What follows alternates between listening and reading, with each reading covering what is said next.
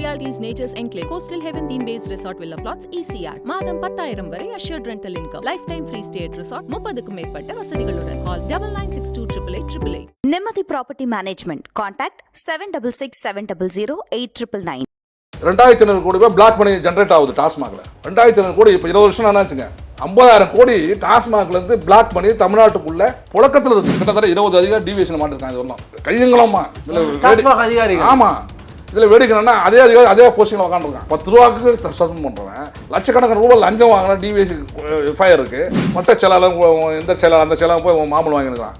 டாஸ்மாக் கடை ஊழியர்கள். ஆமாம், தேசிய மற்றும் மாநில நெடுஞ்சாலைகளில் இருக்கக்கூடிய கடைகளை அப்புறப்படுத்தணும்னு உத்தரவு எல்லா மாநிலங்களுக்கும், தமிழ்நாடுக்கு மட்டும் இல்லை. அப்போ 4,000 கடைகள் மூடப்பட்டிருந்தால் ஒரு 3,000 கடைகள் தான் தமிழ்நாட்டில் இருக்கணும். இப்போ 4,800 கடைகள் இருக்கு. இன்னைக்கு வந்து நெடுஞ்சாலை பக்கம் பார்த்து இருக்கிற வாசலத்துக்கு பின்பக்கம் வச்சாச்சு. அப்போ நெடுஞ்சாலை கணக்கில் வராது. மாநில நெடுஞ்சாலைகள் அது உள்ளூர் சாலைகளாக வகை மாற்றம் செய்யப்பட்டது டாஸ்மாக் கடைக்காகவே. நீங்கள் உற்பத்தி குறைக்காம நீங்கள் டாஸ்மாக் கடையை மூடுனா எவ்வளோ லாபம் உங்களுக்கு கிடைக்குது, வரி எவ்வளோ போகுதுன்னு கேட்டால் நாங்கள் வந்து தகவல் தர இயலாது. ஏன்னு என்ன சொன்னால் இது வணிக ரகசியம். வணிக ரகசியம் அரசாங்கம் நடத்துதுங்க. மோனோபோலி நீங்கள் தான். விற்பனை ஆகாத மது வகையில் ஏன் கொள்முதல் பண்ணுறீங்க? 40 வருஷமா டாஸ்மாக் நடந்தது, ஒரு லேபு கிடையாதுங்க, சொந்தமாக லாபமே கிடையாதுங்க. வெக்க கேடுன்னா டாஸ்மாக்கு லேபுன்னு இல்லை, எதுவுமே டாஸ்மாக் சொந்தமே கிடையாது. இப்போ டாஸ்மாக்கு சொந்தமாக என்னென்ன இருக்குது? ஒருங்கையில் மூலம் போட்டு 40,000 கோடி அரசாங்கம் எடுத்துன்னு போயிடுது. 25 ரூபா ஓட்டனுடைய அடக்கம் 25 ரூபா அவனுக்கு லாபம் சேர்த்து, முதலாளிக்கு உற்பத்தியாளருக்கு லாபம் சேர்த்து. எவ்வளவோ மலைக்கும் மடுவுக்கும் வித்தியாசம் இருக்கு. இப்போ டாஸ்மாக் நஷ்டம்னா யாரும் நம்புவாங்களா? தமிழ்நாட்டிலே செழிப்பா இருக்கிற ஒரே டாஸ்மாக் துறை தானே. அவங்க அஃபிடவிட்டே போடுறாங்க. 136 கோடி அக்குமுலேட்டட் லாஸ், திரட்டப்பட்ட இழப்பு. மதுபாட்டில் அடமானம் வச்சு 1,500 கோடி கடன் வாங்கியிருக்கிறாங்க. இந்த கூட்ஸ் சரக்கை வச்சு வாங்குறாங்க. இந்த மூவிங் ஐட்டம், மூவிங்னா அசையாம சொத்துன்றல.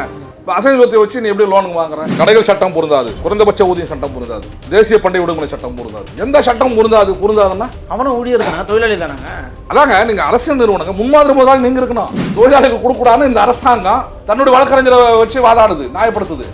இது எடப்பாடி பேர் இல்லையா, இல்லை எந்த பேர்? பல கோடி ரூபாய் லீக்கேஜ் இருக்கு. 40 கோடிகள். ஆமா, 40,000 கோடின்றது வரி வருவாய் தாங்க. லாபம் தோராயமா சொல்லுங்க, நீங்க எவ்வளவு சொல்லுங்க, எவ்வளவு லாபம் நினைக்கிறீங்க? இப்போ நீங்க வந்து இந்த அரசு கடை வந்து 12 to 10, அவன் 11 to 11. தனியார் சம்பாதிக்கணும் மனமாருக்கு நீங்க பட்டுக்கம்பளம் இருக்கிறீங்க. நான் என்ன சொன்னேன், டாஸ்மாக் அதிகாரிக்கு இப்போ டாஸ்மாகில் குடோன்ல இருக்கிற சரக்கு பேரை சொல்லுங்க, என்னென்ன பேர் இருக்குன்னு சொல்லுங்க. தெரியாது. எந்த வகையில் தப்பு நடக்குதுன்னு சொன்னோமோ அது அப்படியே கண்டினியூ ஆகுது. ஓஹோ, இந்த ரூட்லாம் நம்ம வழி இருக்குதா, வழி சங்கமே சொல்லிட்டாங்கப்பா. வீடுகளில் என்ன சொல்லுவாங்க, கணவனை வருமானத்துக்கு மாதிரி செலவு பண்ணிவிட்டா கடன் வாங்கணும்னா கையாளாகாதவனும். இந்த அரசாங்கம் அதே வார்த்தை பயன்படுத்துறது. கையாளாகாத அரசாங்கம் கேட்க வேண்டியது.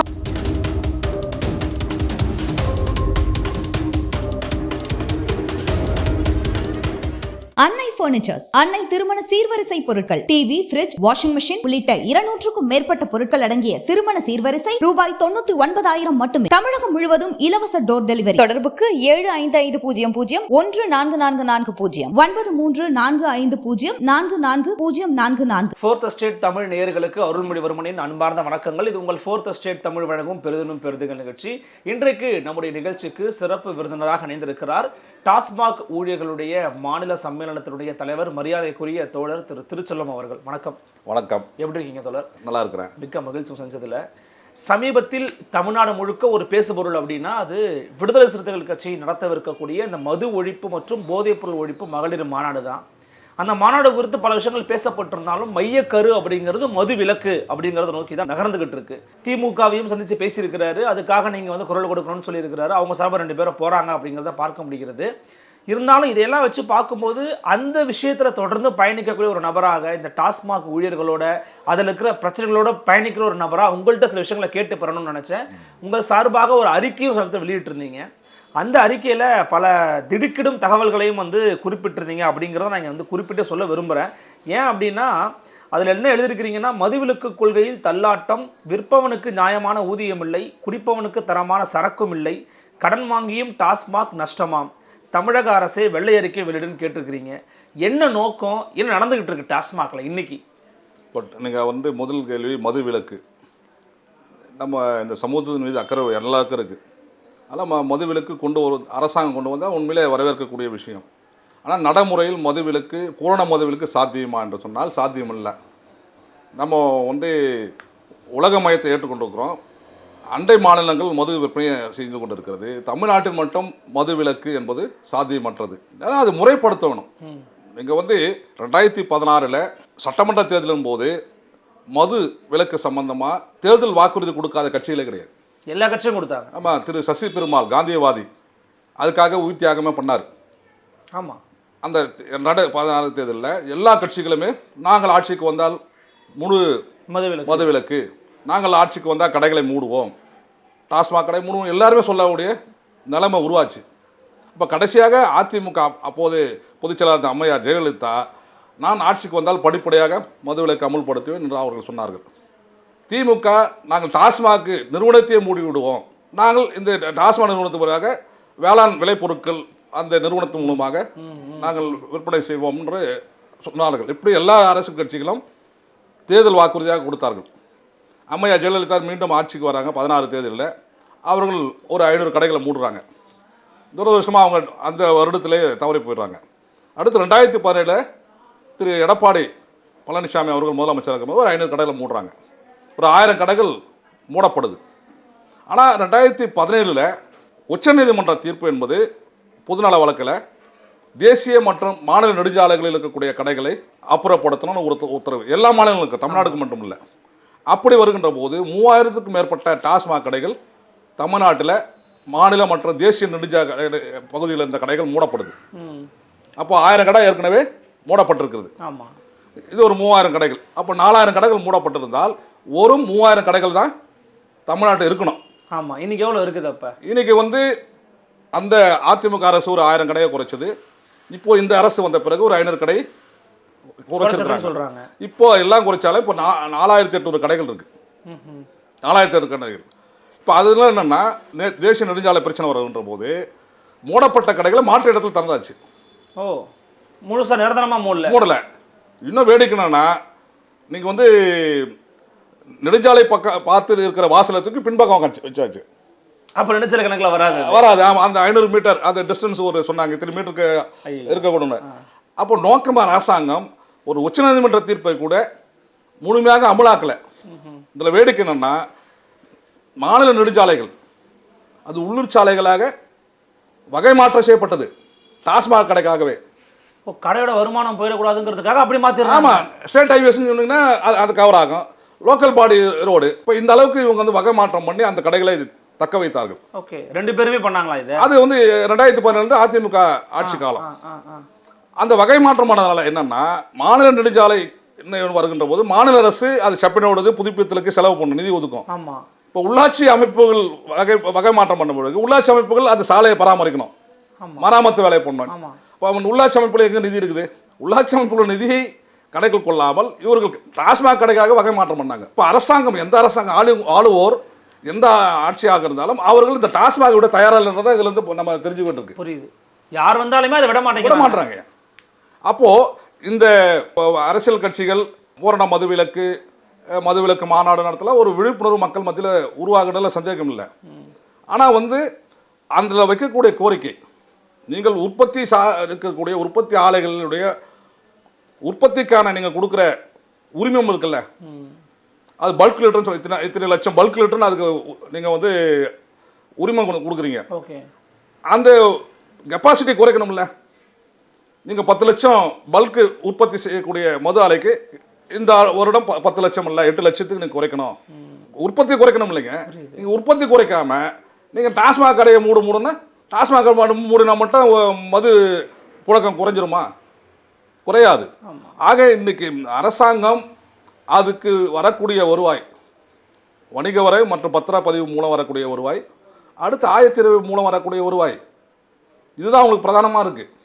நீங்கள் இந்த வருடத்திற்கு குறைந்தபட்சம் ஒரு தடையாவது டாஸ்மாக் விலை ஏற்றுறது அரசாங்கம். இதே மற்றதுக்கு ஏற்றுனா எல்லா அரசியல் கட்சிகளும் பொதுமக்களும் இப்போ மின்சார கட்டணம் ஏற்றி விட்டாங்க, வீட்டு வரி ஏற்றிட்டாங்கன்னு குரல் வருது.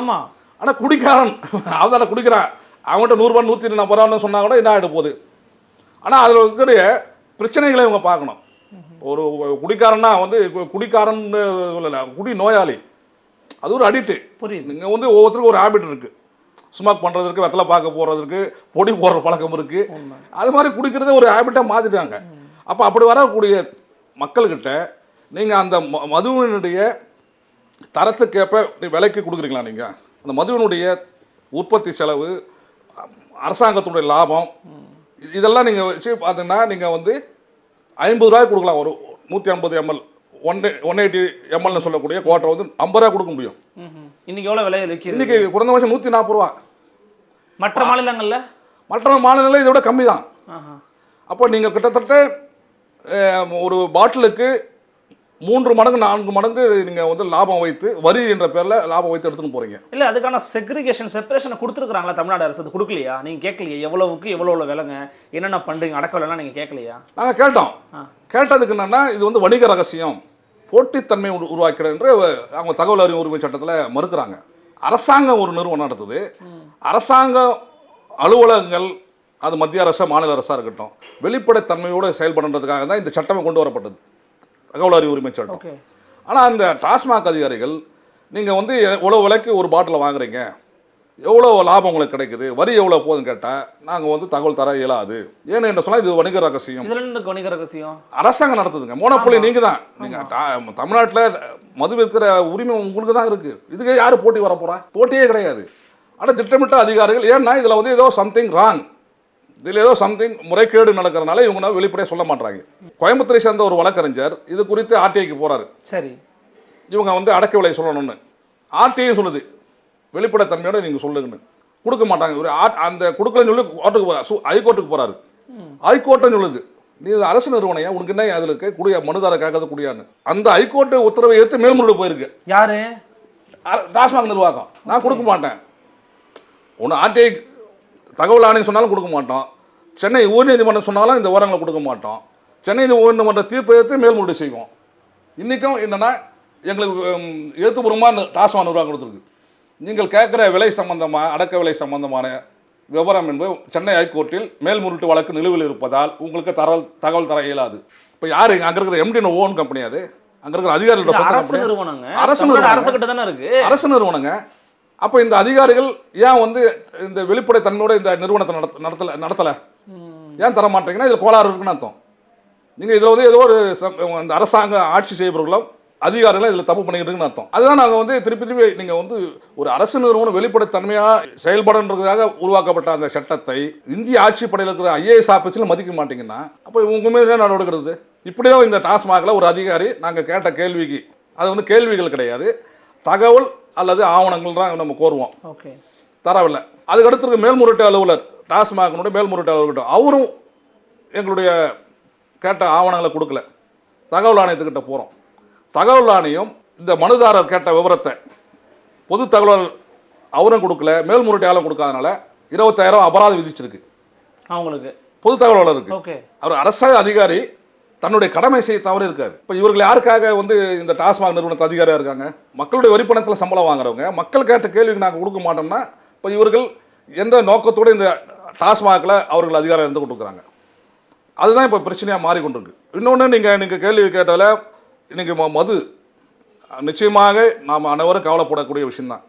அது சமூகத்தில் எந்த அளவுக்கு அது விளைவுகளை ஏற்படுத்துன்றது நமக்கு தெரிஞ்சாலும் கூட ஆட்சியாளர் உணர மாட்டீங்களா? ஏன்னா கள்ளக்குறிச்சியில் நீங்களே பார்த்துருப்பீங்க, 68 உயிர்கள் வந்து கள்ளச்சாராயத்தில் வந்து பலி போயிருக்குது. அங்கே இருக்கிற பெண்கள் வந்து கள்ளச்சாராயத்தை ஒழிங்கன்னு சொல்லலை, மது கடைகளை ஒழிங்க அப்படின்னு தான் கோரிக்கையை வைக்கிறாங்க. அப்படி இருக்கும்போது அது அந்த அந்த அது மாதிரியான கெடுவாய்ப்பாக சம்பவங்கள் நடக்கக்கூடாது அப்படிங்கிறதுல ஆட்சியாளர் கவனம் செலுத்தணும் தானே? கண்டிப்பாங்க. இப்போ நீங்கள் இந்த டாஸ்மாக் நிறுவனத்தை உருவாக்கும் போதே அரசாங்கம் சொன்னது என்னென்னா, கள்ளச்சாராயத்தில் உயிரிழப்புகள் அதிகமாக ஏற்படுது, அதுக்கு அவன் குடிக்கிறன்னு தலையெழுத்து உள்ளவன் அவனுக்கு மது தரமான மது கொடுக்கறதுக்காக அந்த நிறுவனத்தை நாங்கள் உருவாக்கணும், ஒரு வந்து ஒரு நியாயமான விலையில் தரமான மதுவை நாங்கள் கொடுக்குறோன்னு தான் அரசாங்கம் உருவாக்குச்சு. இப்போ நீங்கள் சொல்லக்கூடிய கள்ளக்குறிச்சி சம்பவத்தில் என்னென்னா, ஒரு இறப்பு சம்பவம், அதை ஒட்டி வரக்கூடிய உறவினர்கள் தான் அதில் அதிகமாக பாதிச்சிருக்கிறாங்க. இப்போ அந்த பகுதியில் இருந்த டாஸ்மாக் கடை அகற்றப்பட்டது. ஒருவேளை இருந்திருந்தால் அவன் டாஸ்மாக் சரக்கு தான் குடிச்சிருப்பான். இப்படி வந்து உள்ளூர் சரக்கு, லோக்கல் சரக்கு குடிச்சிருக்க மாட்டான், இந்த உயிரிழப்பு ஏற்படுத்திருக்காது. அப்போது நீங்கள் டாஸ்மாக் கடை இருக்கணுமானா வேறு வழி இல்லை, நீங்கள் குடிக்கணும்னு ஒரு செக்ஷன் இருக்குது, அது வந்து நீங்கள் அதை அவாய்ட் பண்ண முடியாது. அப்போ நீங்கள் தரமான சரக்கு கொடுக்குறீங்களான்றதான் எனக்கு கேள்வியாக இருக்குது. ஏன்னா பல சரக்குகள் இதே டாஸ்மாக் நிர்வாகம் கடைக்கு போன பிறகு, உற்பத்தியாளர்கிட்ட கிடங்குக்கு வந்து கிடங்குலேருந்து கடைக்கு போன பிறகு சில குறிப்பிட்ட மது வகைகளை திரும்ப பெறுறாங்க, நீங்கள் விற்காதீங்க திருப்பி கொடுங்கன்னு. அப்போது இந்த உற்பத்தி செய்யக்கூடிய இடத்துல மதுவினுடைய தரம் குறித்து அது கண்காணிப்பதற்கு ஒரு அரசு அலுவலர் இருக்கார். அவர் ஒரு ஒரு பேட்ச் உற்பத்தி பண்ண பிறகு அதை சாம்பிள் எடுத்து தட அறிவியல் துறைக்கு அனுப்புவார். இது பருகுவதற்கு உகந்ததா என்று அவங்க சர்டிஃபிகேட் கொடுப்பது தான். இவர் என்ன பண்ணுவார், குடோனுக்கு அனுப்புவார். குடோன்லேருந்து கடைக்கு வரும், கடையிலேருந்து கன்சியூமருக்கு போகும். இப்போ டாஸ்மாகில் வந்து சில பிராண்டுகள் வந்து நீங்கள் கடைக்கு விற்று அது அனுப்புல பாதி விற்றாச்சு, விற்ற பிறகு நீங்கள் திருப்பி கொடுங்கன்னா அப்போ அந்த ஆஃபீஸர் என்ன ஒழுங்கான வேலை பார்த்தாரா, தரம் பார்க்கலன்னு அர்த்தம். அப்போ இப்போ என்ன ஆச்சு, இப்போ குடிச்சவன் என்னான்னு தெரியாது. நீங்கள் வந்து அது பருகுவதற்கு உகந்ததில்லைன்னு திருப்பி ரிட்டர்ன் எடுக்கிறீங்களே, அது வியாபாரம் பண்ணி அவன் குடிச்சவன் என்ன ஆகுறது? அப்போ மானிட்டரிங்கன்னா உங்களுக்கு மானிட்டரிங்கே இல்லை, குடிக்காரன் தானே, ஏதோ கொடுக்கறத குடிச்சிட்டு சாகட்டுன்ற என்ன தானே அதிகாரிகளுக்கும் அரசுக்கு இருக்கு. நீங்கள் தரம்னு ஒன்று நீங்கள் குவாலிட்டின்னு ஒன்று நீங்கள் வந்து அந்த குவாலிட்டிக்கான இப்போ வந்து மது உற்பத்தி பண்ணுறவங்க தனியார், அவங்களோட நோக்கம் வந்து லாப நோக்கம் தானே தவிர இது குடிக்கிற கன்சியூமரை பற்றியான வெல்ஃபேர் அக்கறை அவங்களுக்கு இருக்காது. எந்த அளவுக்கு ரா மெட்டீரியல் லாபம் எடுக்க முடியும், அதில் போடக்கூடிய மூலப்பொருள்லேருந்து ரசாயனத்துலேருந்து எல்லாத்துலேயும் எப்படி நம்ம செக்கனம் பண்ணி லாபத்தை அதிகப்படுத்தணும் பார்ப்பாங்க. அப்போ இந்த தனியார் உற்பத்தி செய்யக்கூடிய மது வகைகளை முழுமையாக சோதனைக்கு உட்படுத்தி அது அளவு முறையான அளவில் இருக்கான்னு பரிசோதிக்கிற பொறுப்பில் உள்ள டாஸ்மாக் அதிகாரிகள் முறையாக செய்யவில்லைன்றது தான் இந்த திரும்பி எடுக்கிற விஷயத்தில் பார்க்க வேண்டியது. அதான் நாங்கள் தரமில்லாத சரக்குணும். நீங்கள் வந்து ஒரு வியாபாரம் பண்ணால் உங்களுக்கு எத்திக்ஸ் இருக்கணும். நீங்கள் அவன் வந்து கன்சியூமருக்காக நீங்கள் வந்து வியாபாரம் பண்ணுறீங்க, கன்சியூமர் கேட்குற பொருள் நீங்கள் கொடுக்க மாட்டீங்க, கன்சியூமர் கேட்குற மது வகையில் கொடுக்க மாட்டீங்க. விற்பனையாகாத சரக்குகள் நீங்கள் வந்து டாஸ்மாக் 350க்கும் மேற்பட்ட வகைகள் இருக்குன்றாங்க. அதில் வந்து ஒரு 50 தான் கன்சியூமருக்கு தெரிஞ்ச பழக்கமாக இருக்கும். குறிப்பிட்ட பிராண்டு தான் நீங்கள் மைண்ட் செட்டில் இருக்கும். ஸ்மோக் பண்ணுறாருன்னா அவருக்கு குறிப்பிட்ட பிராண்டு தான் ஸ்மோக் பண்ணுவார். அதே மாதிரி ஆல்கஹாலே குறிப்பிட்ட பிராண்டு தான். நீங்கள் அவர் கேட்குற பிராண்டு இல்லைன்னுவீங்க, வேற ஒரு பிராண்டை புஷ் பண்ணுவீங்க. சரி, அவர் என்ன பண்ணார், வேறு வழியில் வந்துட்டோம், சரி வாங்க கொடுக்குறத வாங்கி குடிக்க. அப்போ என்ன ஆச்சுன்னா இந்த ஃபாஸ்ட் மூவிங்னு சொல்லக்கூடிய மது வகைகளை நீங்கள் வந்து கொள்முதல் பண்ணாமல் விற்பனையாகாத மது வகையில் ஏன் கொள்முதல் பண்ணுறீங்க? வலுக்கட்டமாக திணிக்கிறீங்க, அரசாங்கம் திணிக்குது. ஏன்னா இவங்க என்ன சொன்னாங்க, இல்லை லாஜிக் என்ன சொன்னாங்க, நான் 20 கம்பெனியோட வந்து பர்ச்சேசிங் டைப் வச்சுருக்கிறோம், எல்லாருக்கிட்ட நான் வாங்கினா தரம் இல்லாத வாங்கினு அவன் கன்சியூமர் வேணாம் சொல்கிறது நீங்கள் ஏங்க பர்ச்சேஸ் பண்ணுறீங்க? கன்சியூமருக்காக தான் நிறுவனம் நடத்துறீங்க, அவனுடைய விருப்பத்துக்கு அவன் கொடுக்குற காசுக்கு தரமான சரக்கத்தை கொடுக்கலையா? இப்போ இதை தான் நாங்கள் வந்து ஒரு தொழிற்சங்கமாக இருந்தாலும் வாடிக்கையாளர் அது குடிக்கிறான் பாவம், ஆனால் அது தரமாக கொடுக்கறதுக்கு நீங்கள் ஒரு அக்கறை இல்லாத அரசாங்கம் இருக்குன்னு நாங்கள் குற்றம் சாட்டுறோம். இப்போ இந்த தரமற்ற மது வகையில் நான் சொல்லும் போது நீங்கள் மற்ற துறைகளில் நீங்கள் தமிழ்நாடு குடிநீர் வடிகாலம் வாரியம் எடுத்துங்க, சென்னை மெட்ரோ வாட்டர் எடுத்தீங்க, எல்லாம் லேப் வச்சுருக்குறாங்க. நீங்கள் புயலேரியிலேருந்து வரக்கூடிய தண்ணியை சுத்திகரிக்கப்பட்டு பொதுமக்களுக்கு விநியோகத்துக்கு இடையில் வந்து அதனுடைய கண்டென்ட்டை பார்ப்பாங்க, டெஸ்ட் பண்ணி பார்ப்பாங்க. அது குளோரின் சேர்த்து அதை டெஸ்ட் பண்ணி பார்த்து அது உகந்ததான்னு சொன்னால் தான் பப்ளிக்கு வந்து சப்ளை பண்ணுவாங்க. நீங்கள் இந்த ஆல்கஹால் செக் பண்ணுறதே கிடையாதா? அது அந்த ஃபேக்ட்ரியில் ஒரு ஆஃபீஸர் இருக்கார்ல, அவர் சொன்னால் போதும். ஃபேக்ட்ரியில் ஒரு அரசு அலுவலர் அவர் சொன்னால் போதும். அது லேபோட இந்த தடயவியல் துறை சொன்னால் போதும். இப்போ நீங்கள் வந்து மால் ப்ராக்டிஸ் எவ்வளோனா பண்ணலாம், நீங்கள் சாம்பிளுக்கு நல்லா கூட அனுப்பிச்சிட்டு வேற கூட அனுப்பலாம். மோசமான விஷயமா இருக்கும். அப்போ நீங்கள் குடோனில் உங்களுக்கு வந்துட்டு வந்த பிறகு உங்கள் பொருளாகிடுதுல்ல, அது ஃபேக்ட்ரியில் வந்தவொடனே உங்களோட ரெஸ்பான்சிபிலிட்டி ஆகிடுது. நீங்கள் மறு செக்அப் பண்ணுறீங்களா? டாஸ்மாக் 43 குடோன் நடத்துறீங்க, ஒரு லேப் வைக்கிறாங்க, ஒரு லேப் கூட இல்லையா? ஒரு லேப் கூட கிடையாது. இது ஒரு 40 வருஷமாக டாஸ்மாக் நடக்குது, ஒரு லேப் கிடையாதுங்க, சொந்தமாக லேபே கிடையாதுங்க. வெக்க கேடுன்னா டாஸ்மாக்கு லேப்னு இல்லை, எதுவுமே டாஸ்மாக் சொந்தமே கிடையாது.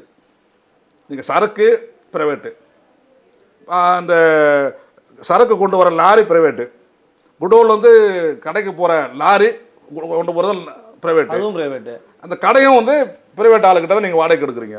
எதுவுமே உங்களுக்கு சொந்தம் கிடையாது. இப்போ டாஸ்மாக்கு சொந்தமாக என்னென்ன இருக்குது? ஒன்றும் கிடையாது. ஒருங்கையில் மூலம் போட்டு 40,000 கோடி அரசாங்கம் எடுத்துன்னு போயிடுது. நீங்கள் இப்போ பஸ் வாங்குறீங்க, இன்வெஸ்ட் பண்ணுறீங்க, ஒரு 20 லட்சம் செலவு பண்ணி ஒரு பஸ் வாங்கணும், உங்களுக்கு இப்போ ஒரு ப்ராப்பர்ட்டி இருக்குது, அது அரசின் சொத்து. அரசின் சொத்து. இது யாரோ ஒருத்தர் தனியார் உற்பத்தி பண்ணுற மதுவை வாங்கி நான் வந்து 10 ரூபா வாங்கி 100 ரூபாய் விற்கிறேன்னா எவ்வளோ பகல் கொள்ளைங்க. அரசாங்கம் பகல் கொள்ளை அடிக்குது. ஒரு குடிமகன்னா அவனை எவ்வளோ வேணா நீங்கள் ஏமாற்றுவீங்களா? நீங்கள் வந்து சட்ட எடை பிரிவுன்னு ஒன்று இருக்குது தொழிலாளர் துறையில். நீங்கள் கோயம்பேடு அங்கெல்லாம் போனீங்கன்னா இந்த பெப்சி கோலா இந்த பாட்டில் வந்து 25 ரூபா 30 ரூபா விற்றான் ஃபைன் போடுறீங்க. ஆமாம், நீ அரசாங்கமே இவ்வளோ கொள்ளடிக்கிறியா? நீங்கள் அடக்க விலை அஃபிஷியலாக இவங்க சொல்லாமல் என்னென்னா வரக்கூடிய தகவல் 25 ரூபா ஒரு ஓட்டனுடைய அடக்கல் 25 ரூபாய். அவனுக்கு லாபம் சேர்த்து முதலாளிக்கு உற்பத்தியாளருக்கு லாபம் சேர்த்து அந்த பாட்டில் உட்பட இன்க்ளூடிங் பாட்டில். சரி, மற்றதெல்லாம் இன்கிரீடியன்ஸாக சேர்த்தா எவ்வளோ வருது? நீங்கள் அவங்க ஒரு ஃபேக்ட்ரியிலேருந்து கொடுக்குற 25 ரூபான்னு வைங்க. சரி, நீங்கள் 140 ரூபா விற்கிறீங்க. எவ்வளவோ மலைக்கும் மடுவுக்கும் வித்தியாசம் இருக்கு. கிட்டத்தட்ட 85% டாக்ஸு. Okay, 85% tax. இப்போ டாஸ்மாக் நிறுவனம் என்ன சொல்லுதுன்னா, நான் நஷ்டத்தில் போகிறேன், கவர்மெண்ட் டாக்ஸை பேக் டோர் எடுத்துன்னு போயிடுது, எனக்கு வருஷத்துக்கு 500 கோடி கொடுத்து நீ வந்து நிர்வாகம் நடத்துது, சம்பளம் ஆஃபீஸு இந்த செட்டப்புக்கு 500 கோடி கொடுக்குது, நான் லாபம் நான் எனக்கு கிடையாது, அரசாங்கம் எடுத்துன்னு போகுது, அது விற்பனை வரியா 1020 வரையா அது கொண்டு போயிடுது, ஆக நான் நஷ்டத்தில் போகிறேன்னு டாஸ்மாக் சொல்லுது. இப்போ டாஸ்மாக் நஷ்டம்னா யாரும் நம்புவாங்களா? நம்பவே மாட்டாங்களே. தமிழ்நாட்டிலே செழிப்பாக இருக்கிற ஒரே திட்டம் டாஸ்மாக் துறை தானே. ஆனால் அப்பட்டமாக டாஸ்மாக் தன்னுடைய நாங்கள் தொடுக்கிற வழக்குகளில் அவங்க அஃபிடவிட்டே போடுறாங்க, 136 கோடி அக்குமுலேட்டட் லாஸ், திரட்டப்பட்ட இழப்புன்னு அவங்க ப்ரூஃப் அஃபிடவிட்டில் இது போடுறாங்க. அரசாங்கம் டாஸ்மாக் நிர்வாகம் தன்னுடைய எதிர்மனு வாதுரையில் அவங்க வந்து எழுத்துப்பூர்வமாக கொடுத்துருக்குறாங்க. இதுக்கு மேலே டாஸ்மாக் கடையில் இருக்கிற ஸ்டாக்கு, குடோனில் இருக்கிற ஸ்டாக்கு வந்து அடமானம் வைக்கிறாங்க. எதுக்கு அடமானம் வைக்கிறாங்க இதை? இப்போ நீங்கள் வந்து இவங்க உரிமை ஒன்றும் கிடையாது. இன்னும் நஷ்டம் எப்படி நஷ்டம் வரும்? நீங்கள் நஷ்டம் வர வாய்ப்பு முதல்ல இல்லை.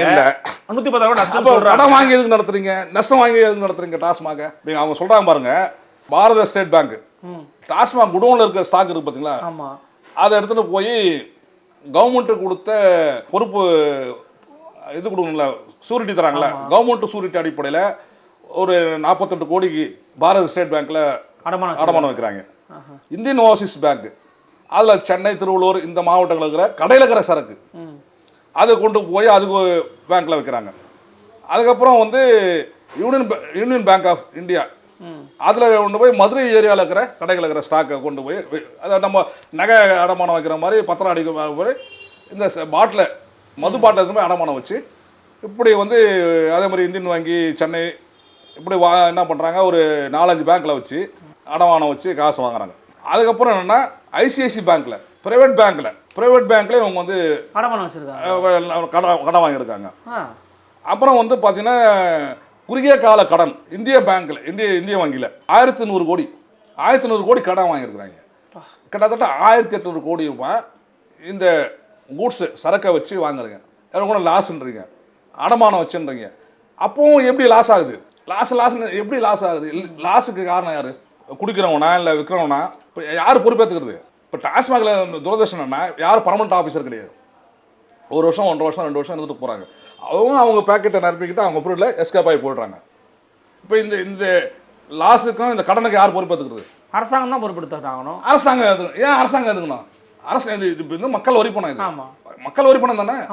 அவங்க நிர்வாகம் நடத்தி கடன் பண்ணிட்டு லோன் வாங்கி நிர்வாகம் நடத்திட்டு போயிட்டே இருப்பீங்களா நீங்கள்? இப்போ அரசு வந்து இதில் ரெஸ்பான்சிபிலிட்டி பண்ணணும்ல, கண்டிப்பாக பொறுப்பு இருக்குல்ல.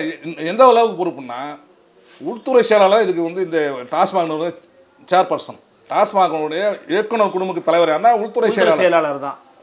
அதுக்கடுத்து நிதித்துறை செயலாளர், one of the board member. அப்புறம் வந்து வணிக வரித்துறை செயலாளர். அவங்களாம் பெர்மனன்ட் தானே, அவங்களாம் ஒன்றும் யார் டிசிக்னேஷன் ஒன்று, யார் அந்த போஸ்டிங் போர்ட் ஆஃப் டைரக்டர்ஸ். அப்படி உயர் பொறுப்பில் இருக்கிற அதிகாரிகள் கண்காணிக்கிற இந்த நிறுவனத்தை இந்த லட்சணத்தில் ஓடுதுன்னா, அப்போ இந்த அரசு நிறுவனத்தை மற்ற நிறுவனம் எந்த லட்சத்தில் நடத்துவீங்க? டாஸ்மாகனுடைய இயக்குனர் குடும்பத்தில் இருக்கிற உயர் அதிகாரிகள் கண்காணிக்க வேண்டிய பொறுப்பில் இருக்கிறவர்களுடைய கண்காணிப்பு இல்லைன்னு தான் நாங்கள் குற்றம் சாட்டுறோம். அதான் வெளிப்படையாக தெரியுது நீங்கள் சொல்கிறதுல. நான் கடன் வாங்குவேன், பேங்க்கில் வைப்பேன்.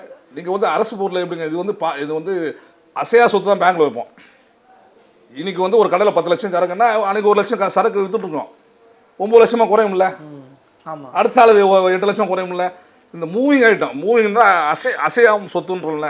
இப்போ அசைய சொத்தை வச்சு நீ எப்படி லோனுக்கு வாங்குறேன்? அப்போ இதுதான் வந்து இந்த நிறுவனத்தை ஒட்டுமொத்தமாக அரசாங்கம் தன்னுடைய வரி வருவாய்க்காக பயன்படுத்துது. அரசாங்கத்தை ஆளக்கூடிய ஆட்சியாளர்கள் இதை வைத்து அவர்கள் பெரும் அளவுக்கு ஆதாயம் அடைஞ்சு கொடுத்துருக்காங்க. ஒன்று கொள்முதலில் கமிஷன் வாங்குறது, அதிகாரி நியமனத்தில், அதே மாதிரி வந்து இந்த ஊழியர்களுடைய டிரான்ஸ்ஃபர் போஸ்டிங்கு, இப்படி எந்தெந்த வகையெல்லாம் ஆட்சியாளர்கள் வருமானத்தை பார்க்கணுமோ அதையும் பார்த்துட்டு தான் இருக்காங்க. இப்படி ஒரு நீங்கள் வந்து போக்குவரத்துலையோ மின்சாரத்துலையோ வேறு எந்த நிறுவனத்துலையும் இப்படி பார்க்க முடியாது அரசு நிறுவனத்தில். ஆனால் இந்த டாஸ்மாக் நிறுவனத்தில் மட்டும் யார் ஒன்றா உள்ள நுழையலாம், யார் ஒன்றா ஆதாயம் அடைஞ்சிட்டு போகலாம். இப்போ நீங்கள் வந்து ஒரு லேப் கூட இல்லைன்னு சொன்னேன், நீங்கள் 43 டிப்போ வச்சுருக்கீங்க. ஏன்னா 40 வருஷமா இந்த இண்டஸ்ட்ரி நடத்திட்டு இருக்கீங்க. ஒரு லாரி கூட சொந்தமாக உங்களால் வாங்க முடியாதா? எது கான்ட்ராக்ட் விட்றீங்க? இப்போ சிஏஜி அதை சுட்டி காட்டியிருக்கு. நீங்கள் டிரான்ஸ்போர்ட் டெண்டரை வெளிப்படையாக நடத்தலை, சிஏஜி சொல்லியிருங்க. ஓகே, அப்போது எதுவுமே சொந்த நிலன்னு ஒரு லாரியும் சொந்தம் கிடையாது, ஒரு கடையும் சொந்தம் கிடையாது, இப்போ சரக்கு சொந்தம் கிடையாது, அந்த தொழிலாளிங்க சொந்தம் கிடையாது. ஏன்னா அவன் கான்ட்ராக்ட்ன்ற நிறுவன ஊழியரும் கிடையாது. அவன் டாஸ்மாக்ல சரக்கு பாட்டில்களை விற்கிறாங்களா, அவங்களாம் நிரந்தரமான ஊழியர்கள் தானே? கிடையாது. இப்போ அதுதான் நாங்கள் என்னன்னா, இதே தமிழ்நாடு அரசு உருவாக்கின சட்டம் 1981 ஒரு தொழிலாளி எந்த ஒரு நிறுவனத்தை வேலை செஞ்சாலும் 2 வருஷம் நாட்கள் புரிந்தா அவர்கள் நிரந்தர செய்யணும் சட்டம். இப்போ இவங்க 2003 வேலை செய்யறாங்க. இவங்க நிரந்தரப்படுத்து முந்தைய ஆட்சிக்கிட்டையும் காட்டும், இந்த ஆட்சிக்கிட்டையும் காட்டும், ஒன்றும் நிரந்தரப்படுத்துறதுக்கான எந்த அக்கறையும் இல்லை, அக்கறையே கிடையாது. சரி, இந்த சட்டத்தின்படி நாங்கள் வழக்கு போடுறோம். இந்த வழக்கிலோட அதிகாரி விசாரணை அலுவலர் ஆமாங்க இவங்க 2 வருஷம் தொடர்ச்சியாக வேலை செஞ்சுருக்கிறாங்க, தானத்தின்பால் வேலை செஞ்சு உறுதி செய்து இந்த சட்டத்துக்குள்ள பணி தகுதியுடன் அவங்க உத்தரவு பிறப்பித்தாச்சு. நீதிமன்றமா? நீதிமன்றம் தான் இந்த சட்டத்தை அமலாக்க அதிகாரி, இந்த பணிநிலை தகுதி வழங்கல் சட்ட அதிகாரி இவங்க பணிநிலை தகுதி உடனே கொடுத்தாச்சு. ஒன்று நீங்களே பண்ணியிருக்கணும், இந்த அமலாக்க அதிகாரி ஆர்டர் போடுறாரு, நீங்கள் அதிக ஆர்டரை உபயோக பண்ணி அவங்களுக்கு பணம் பண்ணணும். அரசுக்கு அதான வேலை? அதான வேலை. ஆமாம். யார் உங்களுடைய அதிகாரி யார்? தொழிலாளர் துறைன்றது அரசாங்கத்தோட. எது எங்கள் வீட்டு பக்கத்தில் எங்கள் சொந்தக்காரர் கிடையாது, அவர் தொழிலாளி சொந்தக்கார, அவரு அரசாங்க அதிகாரி, பர்மனெண்டாக அரசு நிறுவனத்தில் வேலை செய்யணும் பர்மனெண்ட்னு சொல்லுது. ஆனால் இவங்க பண்ணாமல் அப்பீல் போகிறாங்க, மேல்முறையீடு போகிறாங்க. மேல்முறையீடு போனது மட்டும் இல்லாமல் இப்போ ஒரு என்னன்னா, இப்போ எடப்பாடி என்ன பண்ணார், அந்த கோவிட் டைமில் ரிட்டைர்மெண்ட் ஏஜ் 58-60 ஆக்கிட்டார். அது எங்கள் நிலைப்பாட்டில் தவறுது. ஏன்னா நீங்கள் 58 வயசுக்கு பிறகு அவர் ரிட்டையர் ஆகணும்னா நீங்கள் எக்ஸ்டெண்ட் பண்ணுங்க 2 வருஷம். வேலைக்காக காத்திருக்கிற பெருங்கூட்டம் இருக்குது, அவன் பாதிக்கிறான். படித்து முடித்து உழைப்பு சந்தைக்கு ரெடி ஆகிறான்ல. ஆமாம். இவர் என்ன அப்போ இருக்கிற நிதி நெருக்கடியில் 2 வருஷம் தள்ளிட்டு போயிட்டான்னு இவர் தள்ளிவிட்டு போயிட்டார். இப்போ அரசு துறையில் அரசு நிறுவனங்கள் எல்லாருக்கும் 58 வயசு ஆயிடுச்சு. ஆனால் டாஸ்மாக் கடை ஊழியருக்கு 58 வயசு தான். நாங்கள் என்ன சொன்னோம், நீங்கள் டாஸ்மாகில் இருக்கிற மற்ற ஸ்டாஃபு 60ன்ற கடை ஊழியருக்கு மட்டும் 58 சொல்கிறேன். கோர்ட்டுக்கு போகிறோம், கோர்ட்டை நீ 58 போட்ட ஆர்டரை குவாஷ் பண்ணுறாங்க. குவாஷ் பண்ண பிறகு இவங்க என்ன பண்ணால் சரி 60 அறிவிக்கணும்ல, அப்பீல் போகிறாங்க. அப்போ தொழிலாளிக்கு சாதகமாக வர தீர்ப்பு எதையும் நான் அமலாக்க மாட்டேன், நான் அரசாங்கத்தை பயன்படுத்தி மேல்முறையீடு செய்வேன். இப்போ என்னென்ன டாஸ்மாக் என்ன சொல்லுதுன்னா, இப்போ நாங்கள் இந்த தொழிலாளி குறைந்தபட்ச ஊதிய சட்டத்தில் படி கொடுக்க வேண்டிய சம்பளத்துக்கும் டாஸ்மாக் கொடுத்த சம்பளத்துக்கும் இல்லை வித்தியாச தொகை கேட்டு நாங்கள் கிளைம் போட்டோம். சென்னை தொழிலாளர் நீதிமன்றம் விசாரித்து இவங்களுக்கு கொடுத்த சம்பளத்துக்கும் சட்டப்படி கொடுக்க வேண்டிய சம்பளத்துக்கு உள்ள வித்தியாசம் கொடுக்கணும்னு ஆர்டர் போட்டாச்சுங்க. இது எப்போ நடந்துச்சு சம்பவம்? இந்த சம்பவம் 2007, 2009, 2011 இந்த 3 காலகட்டத்தில் நாங்கள் தொழிலாளர் நீதிமன்றத்தை தீர்ப்பு வாங்கியிருக்கோம். இவங்க சட்டப்படியான சம்பளம் இவங்க தீர்மானிக்குது, அரசாங்கம் தீர்மானிக்குது குறைந்தபட்ச ஊதியம். அதை விட குறைவாக கொடுக்குது. அவங்க கோர்ட்டு சொன்ன பிறகு இவங்க கொடுக்காம அப்பீல் போகிறாங்க. இவனுக்கு கடைகள் சட்டம் பொருந்தாது, குறைந்தபட்ச ஊதியம் சட்டம் பொருந்தாது, தேசிய பண்டிகை விடுமுறை சட்டம் பொருந்தாது, எந்த சட்டம் பொருந்தாதுன்னா அவனும் ஊழியர் தானே, தொழிலாளி தானாங்க. அதாங்க நீங்கள் அரசியல் நிறுவனங்க முன்மாதிரி முதலாளி நீங்கள் இருக்கணும், தொழிலாளர் சட்டங்களை நீங்கள் அமலாக்கணும். ஆனால் தொழிலாளர் நீதிமன்றம் தொழிலாளர் துறை சொன்னாலும் நீங்கள் அமலாக்காமல் மேலும் முழுட போனீங்கன்னா இப்போ என்னென்னா இந்த தீர்ப்பின் அடிப்படையில் பார்த்தீங்கன்னா கிட்டத்தட்ட 2300 கோடி ரூபாய் அரியஸ் தரணும் எங்கள் தொழிலாளிக்கு. 2300 கோடி 20 வருஷம் 25,000 தொழிலாளிக்கு என்ன கணக்கு போடுங்க. இப்போ நிர்வாகம் என்ன பண்ணுதுன்னா, இது அரசாங்கத்திட்ட போய் உங்களுக்கு தான் பேர்டன் நீங்கள் கொடுக்கணும். அதனால் என்ன பண்ணுது அரசாங்கம், என்ன பண்ணுது இந்த வழக்குக்கு டாஸ்மாக்னு வழக்கறிஞர். ஆனால் இது போல தொழிலாளிக்கு எதிரான மேல்முறையீட்டு வழக்கில் அரசு வழக்கறிஞர் ஆஜராகிறாரு, தமிழ்நாடு அரசு வழக்கறிஞர் ஆஜராகிறாரு. தொழிலாளிக்கு கொடுக்கூடாதுன்னு இந்த அரசாங்கம் தன்னுடைய வழக்கறிஞரை வச்சு வாதாடுது, நியாயப்படுத்துது. இது எடப்பாடி பேர் இல்லையா, இல்லை எந்த பேர்? இப்போ நடக்குது. இப்போ இந்த சம்பவம்லாம் நடந்து இந்த கவர்மெண்ட் வந்த பிறகு. அப்போ இந்த அரசாங்க நிலைப்பாடு என்ன? தொழிலாளர் நலனே இந்த அரசுக்கு அக்கறை இருக்குன்னு அர்த்தமா? நீங்கள் தொழிலாளிக்கு சாதகமான தீர்ப்புகளை மேல்முறையீடு செய்ய மாட்டோம். கடந்த 2006 அப்போதைய திமுக ஆட்சியில் இருக்கும்போது அப்போதைய முதலமைச்சருடைய நிலைப்பாடு அது ஏதோ ஒரு தொழிலாளிக்கு ஃபேவராக வந்தால் நான் அப்பீல் போக மாட்டேன்னு அவர் ஸ்டாண்ட் எடுத்தார். இப்போ அதே கட்சி ஆட்சி பண்ணுறீங்க, உங்கள் ஆட்சி ஸ்டாண்டு மாறுது. இப்போ தொழிலாளிகள் கொடுக்கூடாதுன்னு நீங்கள் போனீங்கன்னா இப்போ நீங்கள் யாருக்காக ஆட்சி நடத்துறீங்க? அது கேள்வி நாங்கள் எழுப்ப வேண்டியிருக்கு. தொழிலாளிகள் கொடுக்க மாட்டோம் நீங்கள் அப்பீல் போவீங்கன்னா இப்போ கவர்மெண்ட் யார்? நீங்கள் மக்களுடைய வெல்ஃபேருக்கு தான் இந்த அரசுன்றீங்க, மக்கள் நல அரசுன்றீங்க. மக்களில் ஒரு பகுதி தான் இந்த தொழிலாளி. சமூக நீதி இல்லை. நீங்கள் பேசுகிறீங்க, சமூக நீதி பேசுகிறீங்களா? இதை நாங்கள் கொஸ்டின் பண்ணுறோம். ஒன்று நீ தானாக பண்ணணும், பண்ண மாட்டேற. கோர்ட்டுக்கு போய் எனக்கு கோர்ட்டுக்கு சாதகமாக வந்தாலும் நீ இப்போ அமலாக்க மாட்டேன்னா இப்போ இப்போ நாங்கள் எப்படி வேடிக்கை பார்க்க முடியும்? தொழிலாளியை திருப்திப்படுத்த மாட்டேன், குடிக்கிறவனும் தரமான சரக்கு கொடுக்க மாட்டேன். அப்போ யாருக்காக இந்த அரசாங்கம் வந்து இந்த நிறுவனத்தை நடத்திட்டு இருக்கீங்க? அதான் நீங்கள் வந்து இந்த டாஸ்மாகில் கொள்முதலிருந்து ஒவ்வொரு நடவடிக்கையிலும் பல தவறுகள் நடந்துட்டு இருக்கு. பல கோடி ரூபாய் லீக்கேஜ் இருக்கு. 40 ஆமாம், நீங்கள் 40,000 கோடின்றது வரி வருவாய் தாங்க. 1020 இப்போ நீங்கள் அந்த டேபிள் பாருங்கள். நீங்கள் பொதுவாக நீங்கள் மீடியாவில் என்ன பண்ணுறீங்க, இந்த ஆண்டு டாஸ்மாக் லாபம் 40,000 கோடி பண்ணுங்க. அது வரி வருவாய். அது லாபம் எங்கே போகுது? லாபம் தோராயமாக சொல்லுங்க. நீங்கள் எவ்வளோ சொல்லுங்கள், எவ்வளோ லாபம் நினைக்கிறீங்க? லாபம்னா நீங்கள் ஏற்கனவே 2003க்கு முன்னாடி பிரைவேட் நடத்திருந்தாங்க. இந்த பிரைவேட்டுக்கு நீங்கள் ஹோல்சேல் வியாபாரம் பண்ணிட்டு இருந்தீங்க. அப்போது நீங்கள் ஒரு பாட்டிலுக்கு அவனுக்கு 20 ரூபா கொடுத்துருந்தீங்க. ஒரு பாட்டில் 20 ரூபா. இப்போ 100 ரூபா பொருள்னா 80 ரூபா கொடுத்துருந்தீங்க. ஓகே. ஏன்னா அவனும் ஒரு மார்ஜின் எடுக்கணும்ல, விற்கிறவனுக்கு 20 ரூபா கொடுத்துருந்தீங்க. இப்போ நீங்கள் அந்த சில்லறை வியாபாரம் நீங்கள் என்ன பண்ணுறீங்க? அந்த சில்லறை வியாபாரத்தில் வரக்கூடிய பல 100 கோடி நீங்கள் கணக்கில் காட்ட மாட்டீங்களே. இப்போ என்ன ஆயிடுச்சுன்னா, நாங்கள் வந்து இப்போ இந்த கவர்மெண்ட்டும் என்ன பண்ணுச்சு, இந்த ஆட்சியாளர்கள் படிப்படியாக மது விலக்குன்னு அவங்க தேர்தல் வாக்குகளை கொடுத்து ஏதோ ஒரு 500 கடைகளை மூடிக்குன்னு முத்துசாமி ஏன் சொல்லியிருக்கிறாங்க. ஆமாம், மூடி இருக்கீங்க. ஆமாம், ஆனால் மூடுனீங்க. அதே நேரத்தில் பிரைவேட்டு கடையாக்கு லைசன்ஸ் கொடுத்துட்டே இருக்கீங்க. நீங்கள் வந்து இப்போ 4000 இது புரியல எனக்கு. 500 கடை முடியாச்சுங்க. ஆமாம், அரசு டாஸ்மாக 500 கடை. ஆமாம், 5000 வந்து இப்போ 4800 வந்துச்சுன்னு வைங்க. ஓகே, பரவாயில்லப்பா, கவர்மெண்ட் 500 கடை முடிச்சு. ஆனால் அதே இன்னொரு பக்கம் பிரைவேட் FL2 FL3ன்ற முறையில் பிரைவேட் மது கடைகளுக்கு லைசன்ஸ் கொடுத்துருக்கீங்க. மணமகள் மன்றங்கள். ஓகே, அது எவ்வளோ கொடுத்துருக்காங்க? கிட்டத்தட்ட அதை வந்து நாங்கள் ஆர்டியில் கேட்குறோம். மது விலக்கு ஆணையர் இங்கே தான் இருக்காரு. அவர்கிட்ட கேட்டால் அவர் வந்து இது வந்து கொடுக்க முடியாண்டாரு. எவ்வளோ பேருக்கு லைசன்ஸ் கொடுத்தோன்னு ஒரு அதிகாரி கேட்டால் கொடுக்க மாட்டேன்றாரு. அப்போ என்ன அர்த்தம்? ஏன் கொடுக்க மாட்டேங்க? நாங்கள் இந்த ஆட்சி வந்த பிறகு 7/5/2021 இந்த ஆட்சி வருது. அந்த தேதியிலேருந்து இந்த தேதி வரை FL2 உரிமை வழங்கப்பட்ட விவரத்தை கொடுக்க முடியாது. அப்பீல் இருக்கிறோம், அப்பீல் போட்டு வச்சுருக்கோம். அப்போ கமிஷனர் ஆணையர் யாருக்கு விசுவாசமாக இருக்காரு? இந்த மக்களுக்காக இருக்காரா, ஆட்சிகளில் இருக்கவங்க விசுவாசமாக இருக்காரா? Government servant. நீ பொலிட்டீஷியனை சப்போர்ட் பண்ணிட்டு இருப்பியா? இப்போ 500 மூடிட்டீங்க. இப்போ நீங்கள் 4200 கடை கவர்மெண்ட் கடை, கிட்டத்தட்ட 1500 வந்து ப்ரைவேட் கடை. நீங்கள் வந்து ப்ரைவேட் வைக்கக்கூடாதுங்க. ஆனால் நீங்கள் வந்து லைசன்ஸ் முறையில் ஹோட்டலு மணமங்க மன்றம் கொடுத்து 1500 கொடுத்து வச்சுருக்கீங்க. இப்போ 1500 என்னென்னா அதனால் என்ன பாதிப்பு ஏற்படுது நீங்கள் நினைக்கிறீங்க? அவன் லாபம் தான் பார்ப்பான்.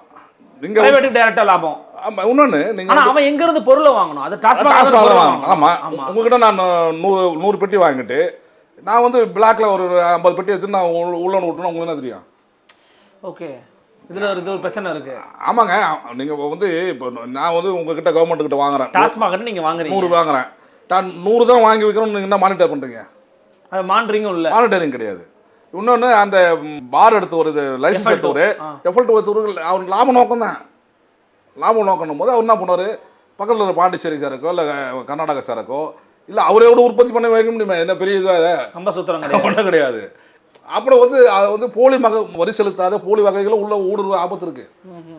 இன்னொன்றுங்க, நீங்கள் மணமகன் பண்ணுறோம். நீங்கள் பார்த்தா ஜிம்கானா கிளப் சென்னையில் பார்த்தீங்களா, இந்த 6-7 கிளப் இருக்குது. நீங்களே பப்ளிக் போக முடியாது, மெம்பர்ஸ் தான் போக முடியும். இப்போ மெட்ராஸ் கிரிக்கெட் கிளப்பு, ஜிம்கானா இருக்குது, பிரசிடென்ட்ஸ்னு ஏராளமான கிளப்புகள் இருக்குது. இப்போ அந்த கிளப் என்னன்னா மெம்பர் தான் உள்ள அலோடு. ஒரு மெம்பரோடு நீங்கள் உள்ளே போகலாமே தவிர, என் கலெக்ஸி என்னுடைய உறவினர் நீங்கள் கூட்டு போகலாமே தவிர பப்ளிக் நாட் அலோடு. அவரும் உங்களை அழைச்சிட்டு போய் அவரு ட்ரிங்க்ஸ் பண்ணும்போது உங்களுக்கு நீங்கள் சர்வ் பண்ணிக்கலாம் மெம்பர்ஸு. ஆனால் நீங்கள் இந்த இப்போ கொடுத்துருக்க லைசன்ஸ் கொடுத்துருக்குது அத்தனையும் டாஸ்மாக் கடை மாதிரி சிலர் ஓப்பன் பண்ணுறான். இந்த FL2ல டாஸ்மாக் கடை மாதிரி அவனை சிலர் ஓப்பன் பண்ணுறான். அதாவது அதுவும் பொதுமக்கள் யாரும் வந்து வாங்கிக்கலாம், போய்க்கலாம். இதில் என்ன டாஸ்மாக் கிடைக்காத பிராண்ட் அங்கே கிடைக்கும். அப்போ இந்த டாஸ்மாக் வருமானத்தையும் குறைக்கும், அங்கே இருக்கிறவங்க வாங்கிடுவான், குறைக்குது. இப்போ நிர்வாகம் என்ன சொல்லணும்னா, நம்மகிட்ட தானே வாங்குறாங்க அவங்க, உங்ககிட்ட வாங்குறது கரெக்டு. உனக்கு எதுக்கு நீங்கள் வந்து லாபம் இருக்காதுல்ல. இன்னொன்று அவன் என்ன பண்ணுறான், அந்த FL2 எடுக்கிறவன் எங்கே ஐசிஎல்ஸ் டாஸ்மாக் கடை இருக்குதோ அது குறி வைக்கிறான், பக்கத்துலேயே வச்சிடறான். இப்போ நாங்கள் வந்து நீங்கள் குறிப்பிட்ட பிராண்ட் இல்லைன்னா அங்கே நாங்கள் போவோம். கஸ்டமர் நம்முடைய கஸ்டமர், அதாவது அரசுக்கு வர இதெல்லாம் கஸ்டமர்னு சொல்கிறது அசிங்கமாக இருக்குன்னு இங்கே வரக்கூடிய வாடகைலாம் அங்கே போகிறான். அப்போ நீயே வந்து வழி அனுப்புகிற, என்கிட்ட இல்லைப்பா நீ அவங்ககிட்ட போப்பான்னு. அப்போ யாரை வந்து சம்பாதிக்கிறதுக்கு வழி ஏற்பாடு பண்ணுறேன்? அப்போ இந்த FL2 அந்த லைசன்ஸினுடைய ப்ரொசீஜருக்கு பாருங்கள், அது சொசைட்டி ஆக்டில் பதிவு செய்யணும், அதுக்கு ஆஃபீஸ் பேரஸ் இருக்கணும், எவ்வளோ மெம்பர்ஸ் இருக்கணும், அந்த மெம்பர்ஸ் எவ்வளோ கன்சியூம் பண்ணுவாங்கன்னு அளவுக்குள்ளெல்லாம் இருக்குது. எதுவுமே நீங்கள் பாருங்கள், FL2 நீங்கள் பண்ண சொல்லுங்க. நீங்கள் டாஸ்மாக் கடை ஆய்வுன்னு இந்த அதிகாரி சொல்கிறாங்களே, எத்தனை FL2ல போய் வயலேஷன் நடந்திருக்கு போய் கேஸ் போட்டிருக்காங்க கேளுங்க. இப்போ நீங்கள் வந்து இந்த அரசு கடை வந்து 12 to 10, அவன் 11 to 11 ஒரு மணி நேரம் முன்னாடி தந்து வரான், அப்புறம் அரசாங்கம் முன்னாடி ஒரு மணி நேரம் முன்னாடி வச்சுக்க வரான்.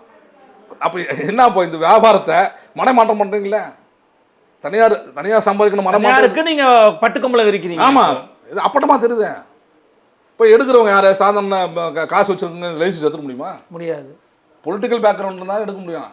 ஓ, இதில் அரசியல் பின்னணி இருக்குது. ஆமாம், இப்போ நீங்கள் உங்ககிட்ட உங்களுக்கு சேமிப்பு இருக்குது, உங்கள் சொத்து விற்று நான் ஒரு பார் நடத்தலாம், போய் லைசன்ஸ் நடத்த முடியாது. எப்படி நடத்துவீங்க? உங்களுக்கு கொடுத்துருவாங்களா?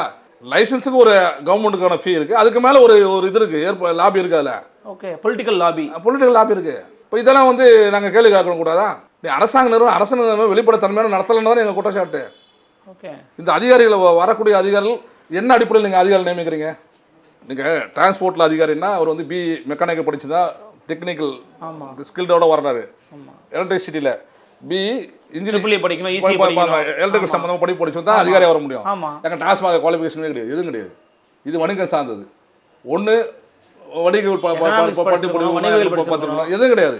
புள்ளியியல் படிச்சிருக்கோம். ஆமாம், படி பண்ணலாம், எதுவுமே கிடையாது. அவர் வந்து வருவாய்த்துறை அலுவலர். வருவாய்த்துறை அவர் என்ன படிச்சிருப்பாரு? அவர் அந்த காலத்தில் 10th படிச்சிருக்கலாம், இல்லை ஒரு டிகிரி படிச்சிருப்பாரு, வேலை கொண்டிருப்பாரு. நீங்கள் அப்போ வந்து ஒரு பிஏ தமிழ் படித்தா பிஏ தமிழ் படித்தவர் வச்சுங்க, அவர் வந்து இதில் வந்துடுறாரு, வட்டாட்சியராக வந்துடுறாரு, துணை ஆட்சியராக வந்துடுறாரு. அவருக்கு வணிகத்துக்கும் சம்மந்தம் இருக்கா? நீங்கள் ஒரு மாவட்டத்தில் 100 கடை இருக்குது, நீங்கள் வந்து கிட்டத்தட்ட ஒரு 25-30 கோடி வேல்யூ உள்ள ஊட்ஸ் உங்ககிட்ட கொடுக்குறாங்க. இப்போ நான் என்ன சொன்னேன், டாஸ்மாக் அதிகாரிக்கு இப்போ டாஸ்மாகில் குடோனில் இருக்கிற சரக்கு பேரை சொல்லுங்கள், என்னென்ன பேர் இருக்குன்னு சொல்லுங்கள். தெரியாது. அவங்க நோக்கம் இது இல்லை இந்த நிறுவனத்தில். ஆமாங்க, கேட்டு பாருங்க. நான் ஒன்று நீங்கள் ஒன்று ஒரு இன்டர்வியூ எடுக்க சொல்லுங்கள், எடுத்து பாருங்கள். ஒரு டாஸ்மாக் ஆஃபீஸ் இருக்குது, குடோனில் என்னென்ன பிராண்ட் இருக்குங்க சொல்லுங்கள். தெரியாது. அவங்க நோக்கம் வந்து இந்த நிறுவனம் ஒழுங்குபடுத்தணும் எல்லாம் கிடையாது. கொடுத்துட்டு வரக்கூடிய காசுக்கு நல்லா கட்டணம் போகணும் தான் நான் அப்படமா சொல்கிறேன். இல்லை, இன்னொரு கேள்வியும் இருக்கு தோழர். அதாவது உங்களுக்கு நீங்கள் ஒரு சமூக நோக்கத்தோடு தான் அணுகுறீங்க, இருந்தாலும் இந்த ஸ்ட்ரக்சருக்குள்ளே வரும்போது நம்ம வேறு வழி இல்லாமல் இதில் இருக்கிற சிக்கல் குறித்து நம்ம பேசிக்கிட்டு இருக்கோம், தரமற்ற விஷயங்கள் குறித்து பேசிக்கிட்டு இருக்கோம். டி அடிக்ஷன் சென்டர்ஸ் அப்படிங்கிறது ஒரு முக்கியமான ஒரு கான்செப்ட். மறுவாழ்வு குடி மீட்பு மையங்கள் அமைக்கணும் அப்படிங்கிறது ரொம்ப ஒரு அடிப்படையான ஒரு கோட்பாடு. அந்த விஷயத்தில் தமிழ்நாடு அரசு எப்படிப்பட்ட நடவடிக்கைகள் எடுத்திருக்கிறாங்க? இல்லை, அது வந்து இப்போ நம்மளுடைய அரசாங்கம் வந்து இது வந்து பெரிய அக்கறை கிடையாது. நான் வந்து இது இப்போ இருக்கிற ஆட்சியாளர் பொதுவாகவே அரசு ஆமாம்மா இதை பற்றி ஒரு கவலையே கிடையாது. அதுக்கு நீங்கள் அரசு மருத்துவமனைகளில் வரக்கூடிய நோயாளிகளில் கல்லீரல் பாதித்தவங்க, உடல் உறுப்புகள் பாதித்தவங்க, அதிகமாக குடியினால் வரவங்க தான். இங்கே 140 ரூபா அவங்ககிட்ட வாங்கிட்டு நீ அவனுக்கு வந்து 5000-10,000 அரசாங்க மருத்துவமனை செலவு பண்ணுற ட்ரீட்மெண்ட்டு. நீங்கள் கிட்னி ஃபெயிலியர் லன்ஸ் பயம்னா நீங்கள் என்ன 140 அவனை குடிக்க வச்சு அவனுக்கு ஹாஸ்பிட்டலில் போய் 5000 மதிப்புள்ள குறைந்தபட்சம் ஒரு 5000-10,000 மதிப்புள்ள செலவு நீங்கள் பண்ணுறீங்க. அதாவது ஒரு பக்கம் வந்து அது லாபம் எடுக்க தான் நினச்சிக்கிட்டு அதை அங்கேயே செலவு பண்ணிடுறீங்க. ஆமாம், இங்கே அரசியல் இலவச மருத்துவம்னு நீங்கள் எந்த போனால் இலவச சிகிச்சை தான், மருந்து மாத்திரை சிகிச்சை போது இங்கே உங்களுக்கு கூடுதலாக செலவாகுது. இந்த பக்கம் அவங்கள்ட்ட வாங்கி நீங்கள் கவர்மெண்ட் ரெவன்யூன்னு எடுத்துக்கிறீங்க, அங்கே வந்து அதை விட பல மடங்கு அவனுக்கு செலவு பண்ண வேண்டியிருக்கு. ஓகே, அப்போ இந்த டி அடிக்ஷன் போதை மீட்பு மருமையங்களில் அதிகபட்சம் இவங்க வந்து இருக்கிற பாப்புலேஷனில் கிட்டத்தட்ட 1.5 கோடி பேர், 7 கோடியில் 1.5 கோடி பேர் அடிக்ட் ஆகிட்டாங்க. இவங்க வச்சுருக்க 20 சென்டர் வச்சுருக்காங்க. ஒவ்வொரு மாவட்டத்திலையும் அரசு மருத்துவ கல்லூரி மருத்துவமனை வச்சுருக்கிறீங்க. எல்லா மருத்துவ கல்லூரியில் இருக்கா கேளுங்க, கிடையாது. இந்த டாஸ்மாக் ஒவ்வொரு அரசு நிறுவனம் இல்லை, ப்ரைவேட் நிறுவனமும் சோசியல் ரெஸ்பான்சிபிள் ஃபண்டுன்னு ஒரு செலவு பண்ணுறாங்க. சிஎஸ்ஆர் பண்ணணும், ஃபண்டு ஆட் பண்ணணும். இதுவரை இந்த 4 வருஷத்தில் டாஸ்மாக் என்ன செலவு பண்ணியிருக்கு கேளுங்க. டாஸ்மாக் இந்த சிஎஸ்ஆர் ஃபண்டை என்ன யூட்டிலைஸ் பண்ணியிருக்கு கேளுங்க. அக்கறையாக கிடையாதுங்க, அக்கறையாக கிடையாது. 5 பைசா எடுத்து செலவு பண்ணது கிடையாது. சிஎஸ்ஆர் ஃபண்டுன்றதை டாஸ்மாக் நிறுவனம் பண்ணல. இப்போ அரசாங்கம் என்னென்னா ஒரு 5 கோடி ரூபா நான் கொடுக்குது, எதுக்கு? விழிப்புணர்வு பிரச்சாரத்துக்கு. ஆமாம், ஒரு மாவட்ட ஆட்சியர் தலைவர்களை கொடுத்து இந்த பள்ளி பிள்ளைகளை வச்சு ஊர்வலம் நடத்தி இது பிடிச்சிக்கிட்டு ஃபோட்டோ போஸ்ட் கொடுத்தா அதான் விழிப்புணர்வு. நீங்கள் ஒரு டாஸ்மாக் கடையாண்ட வரக்கூடிய ஒரு 100 வாடகையாளர் வரானா அதில் வந்து கிட்டத்தட்ட 40-50% குடி நோயாளி. உண்மைதான்.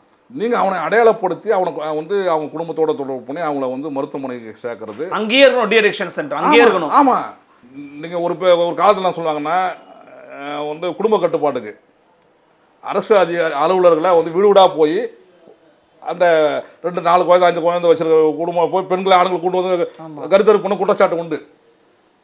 ஏன்னா இப்போ மக்கள் தொகை அதிகமாக அந்த காலத்தில் பண்ணாங்க. நீங்கள் இப்போ இதில் வந்து என்ன உங்களுடைய ஆக்ஷன் அரசாங்கத்தோட மெக்கானிசம் அது காட்டணும், இது காட்டிருக்கலாம். ஆமாம். இப்போ நீங்கள் இது என்ன ஆபத்து என்னன்னா, இது வந்து பல விதமான உடல் பாதிப்பில் ஏற்படுத்த மட்டும் இல்லை, நீங்கள் ஃப்யூச்சரில் வந்து அந்த குழந்தை பேர் இதில் பாதிப்பு இருக்குங்க.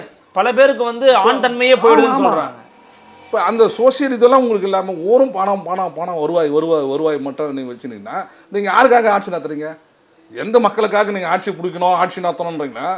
அவன் கெட்டு வீணாக போவான். நீங்கள் யாருக்காக இந்த ஆட்சி நடத்துவீங்க? இந்த இந்த கேள்வி நாங்கள் கடுமையாக வந்து இந்த அரசாங்கத்தை வைக்கிறோம். நாங்கள் இந்த ஆட்சி வந்த பிறகு கடந்த அதிமுக ஆட்சியில் டாஸ்மாகில் நடந்த முறைகேடுகள் மீது விசாரணை நடத்துங்க நாங்கள் பல முறை லெட்டர் கொடுத்துருக்கோம். நடத்திருக்காங்களா? எங்கே நடந்தீங்க? ஆக்ஷன் எடுத்திருக்காங்களா? எங்கே நடந்தது? நாங்கள் போய் எது ரூட்டுன்னு சொன்னோமோ எல்லாம் ரூட்டை இவங்க பிடிச்சிட்டாங்க, எது வகையில் தப்பு நடக்குதுன்னு சொன்னோமோ அது அப்படியே கண்டினியூ ஆகுது. ஓ, இதெல்லாம் நான் பார்த்துக்கிறேன் அப்படின்ட்டு ஆள் மாறிச்சு. ஓஹோ, இந்த ரூட்லாம் நம்ம வழி இருக்குதா, வழி சங்கமே சொல்லிட்டாங்கப்பா இப்படி எல்லாம் தப்பு நடந்தா இந்த ரூட்டை பிடிச்சிக்குவோம். இப்போ நீங்கள் தப்பு கண்டினியூ ஆகுது. இப்போ அமைச்சர்கிட்ட பல முறை சொல்லியிருக்கிறான், ஐயா இப்படிலாம் நடக்குது, இதெல்லாம் ஒழுங்கு பண்ணுங்கன்னு. நான் கூப்பிட்டு பேசுகிறேன்றதை தவிர இன்னும் இதை வந்துட்டார். இது கிட்டத்தட்ட 1.25 வருஷம் 1.5 வருஷம் ஆச்சு. ஒரு நடவடிக்கையும் எடுக்கல அவர். ஒன்று தொழிலாளிக்கு டிமாண்டையும் அவர் பண்ணலை. நாங்கள் டாஸ்மாக் நடந்த முறைகேடுகள் அதிகாரிகள் பண்ணுற தப்பு சொல்கிறோம். ஒரு அதிகாரி இன்னும் சஸ்பெண்ட் பண்ணலைங்க. கிட்டத்தட்ட 20 அதிகாரி டிவிஎஸ்ல மாட்டிருக்காங்க. இது வரலாம் லஞ்ச ஒழிப்புத்துறையினுடைய இல்லை கையங்கலமா இதில். ஆமாம், இதில் வேடிக்கைன்னா அதே அதிகாரி அதே போஸ்டிங்கில் உட்காந்துருக்கான். நீங்கள் என் தொழிலாளி வந்து தப்பு தான், கூட வாங்குறான் 10 ரூபா 5 ரூபா வாங்குறேன், ஆனால் சஸ்பெண்ட் பண்ணுறேன். 10 ரூபாய்க்கு சஸ்பெண்ட் பண்ணுறேன், லட்சக்கணக்கான ரூபாய் லஞ்சம் வாங்கினா டிவிஎஸ் எஃப்ஐஆர் இருக்குது, அவனை நீங்கள் அதிகாரம் வச்சுட்டு இருக்க. அப்போ நீங்கள் திருடங்கிட்டே சாவி ஊற்றி வச்சுருந்தீங்கன்னா உறுப்பினமா அது? அப்போ உங்கள் டாஸ்மாக் குவாலிஃபிகேஷனு நீ எவ்வளோ தப்பு பண்ணுவேன், தப்பு தகுந்த அளவுக்கு உங்களுக்கு வந்து உயர்வு வழங்கப்படும் அதானே. அப்போ இது வந்து ஒரு சிட்டிசனாக ஒரு சமூக அக்கறை உள்ளனா நாங்கள் எப்படி பார்க்க முடியுமா? தப்புனா சுட்டி காட்ட தான் வேணும். அது எந்த ஆட்சியாலும் நாங்கள் சுட்டி காட்டுவோம். போன ஆட்சியில் சுட்டி காட்டணும். போன ஆட்சியில் நீங்கள் இன்னொன்று சொல்ல போனால், போன 2021 சட்டமன்ற தேர்தலின் போது நாங்கள் எங்கள் தொழிற்சங்கம் எடப்பாடி அவர் பழனிசாமி நின்று அந்த தொகுதியில் போய் பிரச்சாரம் பண்ணோம், நோட்டீஸ் கொடுத்தோம். இப்படி அதிமுக ஆட்சியில் டாஸ்மாகில் இவ்வளோ தப்பெல்லாம் நடந்திருக்குன்னு. அவர் தங்கமணி மினிஸ்டர் தொகுதியில் போய் நாங்கள் குமாரபாளையத்தில் போய் பிரச்சாரம் பண்ணோம். அவர் தான் மினிஸ்டர் இருந்தார். இப்படியெல்லாம் தப்பு பண்ணியிருக்காரு டாஸ்மாகில் ஜனங்களுக்கு போய் நாங்கள் வந்து எக்ஸ்பிரஸ் பண்ணோம். இப்போ அந்த நிலைமை நீங்கள் உருவாக்கிட்டு இருக்கீங்க, எங்களை இந்த கவர்மெண்ட் உருவாக்கிட்டு இருக்காங்களே.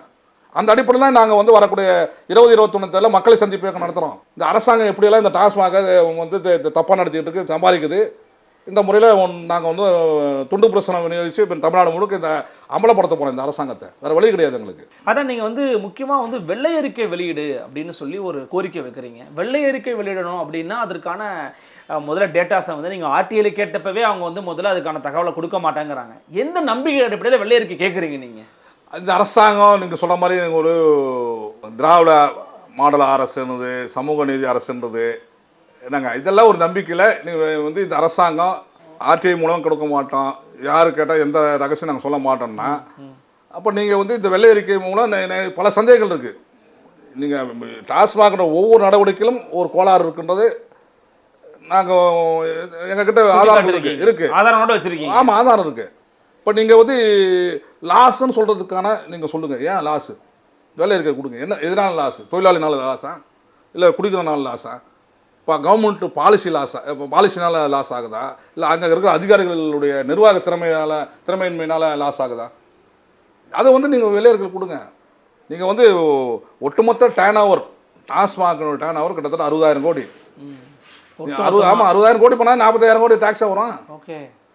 அப்போ இப்போ நீங்கள் என்ன சொல்கிறீங்க, இந்த தொழிலாளி வந்து கூட வாங்குறான், வாங்குற காசு வந்து அந்த தொழிலாளி வீட்டுக்கு வந்து போனோன்னா அது எங்கே போகுது?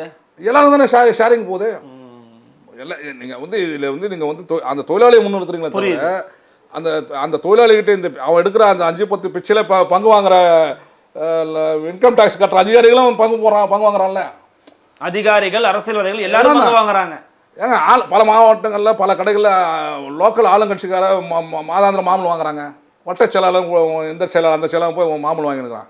டாஸ்மாக் கடை ஊழியர்கள். ஆமாம், நாங்கள் இந்த அரசுக்கு சொல்லியிருக்கிறோம், இப்படியெல்லாம் இந்த உங்களுடைய கட்சியை சார்ந்தவர்கள் இப்படி வந்து கடைகளை மிரட்டுறாங்கன்னு. நடவடிக்கை எடுத்தாங்களா? அதுக்கு நடவடிக்கை இல்லை, இப்போ நடந்துட்டு தான் இருக்குது. அப்போ இந்த நிறுவனத்து மூலம் கூடிய வருவாய் முழுக்க அரசாங்கத்துக்கு போகணும். இப்போ நாங்கள் என்னன்னா பிஸ்னஸை அரசாங்கம் விட முடியாதுங்க, நம்ம பேசிக்கலாமே தவிர இதை வந்து முறைப்படுத்தணும். படிப்படியாக கடைகள் எண்ணிக்கை குறைக்கலாம், உற்பத்தியை குறைச்சி எண்ணிக்கை குறைக்கலாமே தவிர கொஞ்சம் கொஞ்சமா அதை பண்ணும்போது அதனுடைய மேபி இந்த டெஸ்டினேஷன்ல அதை மூடப்படலாம். ஒரு 100% வந்து 99% ஒரு -0.1% குறைஞ்சா கூட நமக்கு சந்தோஷம். 1.5 கோடியில் போய் ஒரு 10,000 பேர் திருந்தலான்னு வைங்க, சந்தோஷம் தான். ஏன்னா அவைலபிலிட்டியை குறைக்கணும், ஆப்பர்ச்சுனிட்டியை குறைக்கணும். குறைக்காம நீங்கள் வந்து படிப்படியாக நாங்கள் பண்ணுவோன்றதுல சாத்தியம் இல்லை. அதனால் இந்த வெள்ளை அறிக்கை நோக்கம் என்பது ஒட்டுமொத்தமாக டாஸ்மாகுடைய வருமானம் முழுக்க அக்கௌண்டபிலிட்டி ஆகுதா, கணக்கு வழக்கில் வருதா.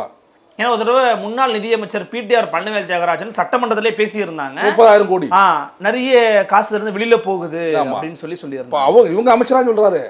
அப்போ நாங்கள் என்ன சொன்னோம், இது வந்து இந்த அரசாங்கம் வெளிப்படைத்தன்மையாக இருக்குன்னா நீங்கள் வந்து வெள்ளை அறிக்கை வைங்க, இதில் உங்களுக்கு இப்போ நீங்கள் தப்பு பண்ணல வைங்க, நீங்கள் வந்து ஒவ்வொரு பர்ச்சேசிங்லேருந்து எல்லாத்துலேயுமே நீங்கள் வைங்க. எப்படி வந்து லோன் வாங்குறீங்க, ஏன் லோன் வாங்குறீங்க, லோன் வாங்கி நடத்த வேண்டிய அவசியமா? அது இந்த நிறுவனம் லோன் வாங்கி நடத்த வேண்டிய அவசியம் கிடையாது. நீங்கள் சிவில் சப்ளையில் அரிசி ரேஷன் கடையில் அரிசி போகணும், லோன் கடன் வாங்கலாம். வேறு வழியில் ஜனங்களுக்கு பொதுமக்கள் சாப்பிடணும், உணவு கொடுக்கணும், சரக்கு விற்கிறதுக்கு பேங்கில் அடமாடம் வச்சு வாங்கவில்லை. இதான் இது நிர்வாகம் நடத்துறீங்க. இப்போ நீங்கள் வந்து நம்ம வீடுகளில் என்ன சொல்லுவாங்க, கணவனை வருமானத்துக்கு மாதிரி செலவு பண்ணிவிட்டா கடன் வாங்கினா கையாளாகாதவனும். இப்போ இந்த அரசாங்கம் அதே வார்த்தை பயன்படுத்துறது, கையாளாகாத அரசாங்கம் கேட்க வேண்டியது. ஆமாம், அதான் நீங்கள் அதனால் நம்ம வழக்கமாக பேசிக்கிறது இல்லை சொல்கிறேன் நான். நீங்கள் வந்து திறமையற்ற அதிகாரிகளை வச்சுக்கொண்டு நிறுவனத்தை நடத்துவீங்கன்னா, நான் சொன்ன மாதிரி என்ன அவங்க வந்து எந்த எக்ஸ்பீரியன்ஸும் கிடையாது, குவாலிஃபிகேஷனும் கிடையாது, எப்படி அவங்க அதிகாரம் நியமிக்கிறீங்க? முதல்வரை சந்திக்க முயற்சி பண்ணீங்களா? ஏன்னா சிஐடியு சார்பாக தொடர்ந்து இந்த விவகாரங்களை வந்து அம்பலப்படுத்திக்கிட்டே இருக்கீங்க, எல்லா இடங்களையும் போராட்டம் நடத்துறீங்க, ஆர்ப்பாட்டம் நடத்துறீங்க, அதோட எக்ஸ்ட்ரீம் ஸ்டேஜாக துண்டு பிரசனம் வழியாக வெள்ளரிக்கை கேட்டுருக்கிறீங்க. முதல்வர் சந்திக்க முயற்சி பண்ணீங்களா? நீங்கள் ஒரு தடவை சந்தித்து அவர்கிட்ட எங்கள் கோரிக்கை மனு கொடுத்துருக்குறோம். நான் எங்களுடைய அவ்வப்போது வரக்கூடிய பிரச்சனைகளை அவர் கவனத்துக்கு கொண்டு கூட வகையில் அவருக்கு பதிவு தபால் அனுப்பிச்சுட்டு தான் இருக்கிறோம். பதிவு தபால் அனுப்பிச்சுட்டு அனுப்பிட்டு தான் இருக்கிறோம். அவரு நேரடியாக பார்க்கலாம், அவர் தனிச்செயலாளர் இருக்காங்க, அவங்க பார்க்கணும். அப்போ இதில் சீரியஸை புரிஞ்சு அவருக்கு கவனத்துக்கு கொண்டு போகணும். பார்க்குறாரா இல்லையான்னு நமக்கு அனுமானத்தில் பேச முடியாது. ஆனால் இவர் துறை சார்ந்த அலுவலர்கள் இப்படி ஒரு இஷ்யூ வருது, நமக்கு அரசுக்கு கெட்ட பேர் வரக்கூடிய நிலைமையில் இந்த டாஸ்மாகில் இவ்வளோ பிரச்சனைகள் இருக்குன்னு அவர் கவனத்துக்கு கொண்டு போகிறாங்களா, இல்லை மூடி மறைச்சிடறாங்களா? இது சிக்கல். அப்போ இது மாதிரியான ஊடக வாயிலாக முதலமைச்சர் கவனத்துக்கு கொண்டு போகிறதுக்கு பல வாய்ப்புகள் எங்களுக்கு இருக்குது. அதை சொல்லியிருக்கிறோம். அவை டாஸ்மாகில் என்ன நடக்குதுன்னு முதலமைச்சருக்கு தெரியாமல் இருக்காது, நிச்சயமாக அவருக்கு தெரியும், தெரியாமல் இருக்காது. அது ஏன்னா முந்தைய அமைச்சருடைய அனுபவம் அவருக்கு தெரியும். செந்தில் பாலாஜி, ஆமாம், செந்தில் பாலாஜி எப்படியெல்லாம் அவர் இந்த நிறுவனத்துக்குள்ளே வந்து தன்னுடைய ஆட்களை ஊடுருவ வைத்து அதில் பார்த்தாருன்றது நாங்கள் வெளிப்படையாக நாங்கள் இப்போவும் சொல்கிறோம். எங்கள் விமர்சனம் சொன்னால் நாங்கள் பின்வாங்கவில்லை. எஸ், புரியுது. நீங்கள் அந்த அளவுக்கு அவர் வந்து பண்ணாருன்றது நாங்கள் எக்ஸ்போஸ் பண்ணியிருக்கிறோம். ஆக நாங்கள் வந்து அந்த பிறகாவது இந்த டாஸ்மாக் ஒழுங்குபடுத்துறதுக்கு இந்த அரசாங்கம் முன்முயற்சி எடுத்துக்கணும். இல்லையா அதோட கூடுதலாக நாளுக்கு நாள் இது சீரழிஞ்சல் போயிட்டு இருக்கு. இப்போ நீங்கள் 40,000 கோடி வருவாய், 65,000 டர்ன் ஓவர் பண்ணால் வரும். அப்போ இந்த லாபம் எங்கே போகுது? சரி, உற்பத்தியாளர் கொடுத்துருங்க, உற்பத்தியாளர் போக ஒரு லாபம் இருக்கிறது என்ன லாபம்? ஏன் லாபம் இல்லாமல் போகுது? நீங்கள் எந்த ஒரு பொருள் வியாபாரம் பண்ணாலும் லாபம் இல்லாமல் யாரும் வைக்க மாட்டாங்க, ஒரு மார்ஜின் வச்சுருப்பாங்கள்ல, அந்த மார்ஜின் எங்கே போகுது? இப்போ நீங்கள் பட்டமாக நாங்கள் சொல்கிறோம், கிட்டத்தட்ட ஆண்டுக்கு 2,500 கோடி ரூபாய் பிளாக் மணி ஜென்ரேட் ஆகுது டாஸ்மாகில். பிளாக் மணி, அன்அக்கௌண்டட் மணின்னு சொல்கிறோம்ல, ஆண்டுக்கு 2,500 கோடி. இப்போ 20 வருஷம் என்னாச்சுங்க, 50,000 கோடி டாஸ்மாக்லேருந்து பிளாக் மணி தமிழ்நாட்டுக்குள்ளே புழக்கத்தில் இருக்குது. அது ரியல் எஸ்டேட்டுக்கு போகுது, பில்டிங் வாங்குறதுல, கன்ஸ்ட்ரக்ஷன் ஃபீல்டில், வெஹிக்கிள் ஃபீல்டில் எல்லாத்துலேயுமே இன்வெஸ்ட் ஆகுது. யார் கைக்கு போகுதுன்னு தெரியல. ஆமாம். அப்போ நீங்கள் வந்து நீங்கள் பிளாக் மணி புழக்கத்துக்கு வருதுன்னா அது என்ன, அது எந்த அளவுக்கு பொருளாதாரத்தை சீரழிக்கும். அது அதையாவது நீங்கள் ஒழுங்குபடுத்தணும்ல. இப்போ கேட்ட பிறகு தான் பில்லிங் சிஸ்டமே கொண்டு வரீங்க. 20 வருஷமாங்க இந்த ஒரு அரசு நிறுவனம், நான் வந்து என் கஸ்டமருக்கு பில்லு கொடுக்க மாட்டேன், கை மாத்தா கொடுப்பேன், காசு கொடுத்தா சரக்கு கொடுப்பேன்னு ஒரு அரசு நிறுவனம் நடத்த முடியுமாங்க? முடியவே முடியாது. ஆனால் தைரியமாக நடத்திட்டு இருக்கீங்க. இப்போ நான் டெண்டர் விட்டுருக்குன்ற கேரளாவில் அவ்வளவு ஒழுங்குபடுத்தி நடத்திட்டு இருக்கிறாங்கன்னு சொல்கிறாங்க. பஞ்சாப்ல இருக்கு சார் அரசு, அது விடுங்க சார். இங்கே இருக்கிற பெட்டி கடைகளில், டிஃபன் கடைகளில் கூட ஒரு ஸ்லிப் தரான். ஆமாம், 2 இட்லி 4 பில்லு போடுறான், போட்டு 40 ரூபா கொடுன்றான். நீங்கள் எதுவுமே கொடுக்க மாட்டேன்னா அப்போ இந்த பணம் இருக்கு, பண வியாபாரம் பல தவறுகளை ஊக்குவிக்குது. உண்மை ஏன்னா இது வந்து இந்தியாவில் வேற எந்த அரசு நிறுவனத்தில் இந்த அளவுக்கு மணி டிரான்சாக்ஷன் உள்ள நிறுவனம் கிடையாது.